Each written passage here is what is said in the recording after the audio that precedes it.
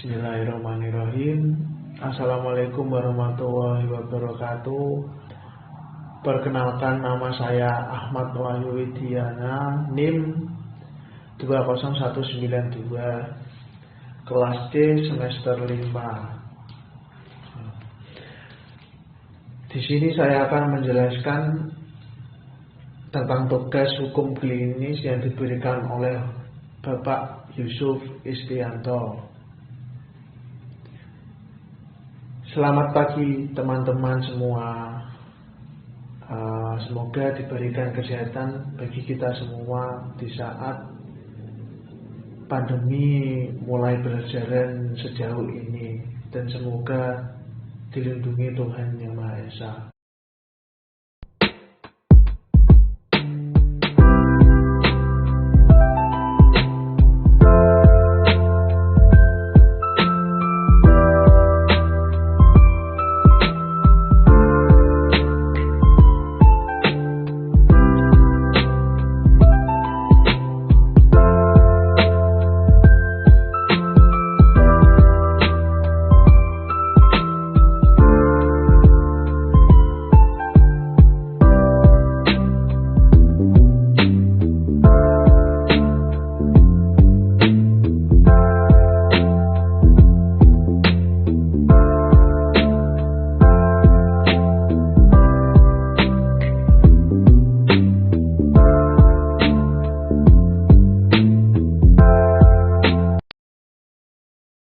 Kemudian tanpa lama-lama saya akan menjelaskan dasar hukum dari penyelesaian masalah kemarin itu, yaitu 1. Bahwa analisis secara komprehensif perlu dilakukan oleh penyidik untuk mengungkap fenomena di balik kejadian itu. Kemudian 2. Terkait dengan duduk perkara di atas, kami mencatat bahwa pelaku melanggar pasal-pasal 351 ayat 1 KUH pidana tentang penganiayaan berat kepada korban yang kebetulan adalah anggota polisi. Begitu. Kemudian lanjut ke 3, bahwa di dalam hukum polisi perlu melakukan analisis dengan pendekatan sosiolegal untuk melengkapi SOP dan norma positif baku yang telah ditetapkan. Analisis sosiolegal dapat berupa analisis psikokriminologi, psikososial, sosial ekonomi, dan lain-lain. Begitu. Kemudian Iwan sebagai anggota polisi dalam melepas tembakan hendaknya memedomani prosedur atau SOP yang telah ditetapkan, yaitu petugas memahami prinsip penegakan hukum, legalitas, nesesitas, dan proporsionalitas. Kemudian B. Sebelum menggunakan senjata api, petugas harus memberikan peringatan yang jelas dengan cara menyebut dirinya sebagai petugas atau anggota Polri yang sedang bertugas. Kedua, memberi peringatan dengan ucapan secara jelas dan tegas kepada sasaran untuk berhenti angkat tangan atau meletakkan senjatanya. Kemudian selanjutnya dari materi di atas adalah dalam keadaan yang sangat mendesak di mana penundaan waktu diperkirakan dapat mengakibatkan kematian atau luka berat bagi petugas atau orang lain di sekitarnya, ataupun bagaimana dimaksud pada huruf B tidak perlu dilakukan begitu. Kemudian pendapat hukum dari pernyataan di atas adalah begini teman-teman. Dari uraian tersebut dikaitkan dengan kasus ini. 1. Bahwa Iwan tidak menyebut dirinya adalah seorang anggota polisi. Kedua, bahwa seharusnya Iwan sebelum melepas tembakan polisi juga harus memberikan tembakan peringatan ke udara atau ke tanah dengan kehati-hatian tinggi dengan tujuan untuk menurunkan moral pelaku. Ketiga, bahwa saat Iwan memberi peringatan, Iwan tidak memberi waktu yang cukup kepada Badiar untuk mematuhi peringatannya. Begitu teman-teman.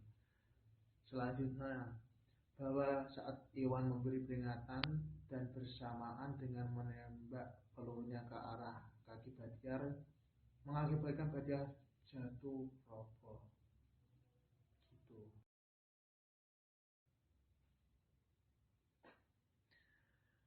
Menurut itu, tindakan Badiar yang melancarkan serangan kepada Iwan seperti disebutkan di atas telah memenuhi unsur-unsur pasal 351 ayat 1 KUH pidana, yang mana pelaku dalam kondisi terpengaruh alkohol melakukan penyerangan dengan menggunakan sajam sehingga melukai kepada Iwan. Dalam pasal tersebut menguraikan penganiayaan dihukum dengan hukuman penjara selama-lamanya 2 tahun 8 bulan atau denda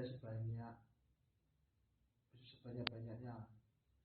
Jika perbuatan itu menjadikan luka berat, dihukum penjara selama-lamanya 5 tahun. Namun setelah kami menganalisa pada kejadian waktu itu, seharusnya Iwan bisa mencoba menghindari tersebut. Setelah Iwan dibacok di bagian kepala, ia seharusnya bisa lari dan mengamankan diri.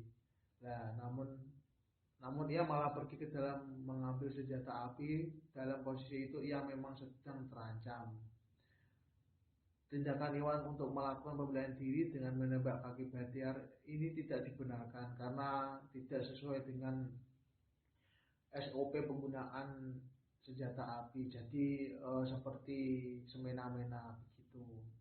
Kesimpulan dari kasus hukum klinis kali ini adalah, ayo apa? Kami menyimpulkan bahwa dari kasus di atas bahwa Iwan selaku penegak hukum polisi yang sedang tidak bertugas sudah sangat jelas melanggar standar operasional nomor 5 poin B 2 prosedur penggunaan senjata api perorangan. Senjata api hanya boleh dibawa oleh anggota Polri yang sedang bertugas begitu. Kemudian kami tidak menyarankan Badiar untuk menuntut kesalahan SOP yang dilakukan oleh Iwan, mengingat tindakan permulaan yang dilakukan Badiar membacok kepala Iwan termasuk ke dalam tindakan kekerasan yang berpotensi hilangnya nyawa korban. Hal ini merupakan dan sudah tertera pada pasal 351 ayat 1 KUH pidana dengan ancaman 2 tahun 8 bulan penjara. Oleh karena itu, pertanggungjawaban secara individu terhadap penggunaan senjata api oleh polisi, maka penggunaan senjata api yang telah merugikan pihak lain karena tidak mengikuti prosedur dapat dituntut. Dapat dituntut apa teman-teman? Dapat dituntut pertanggungjawaban secara perdata maupun secara pidana. Baik, terima kasih untuk perhatiannya teman-teman. Semoga paham dengan pernyataan saya yang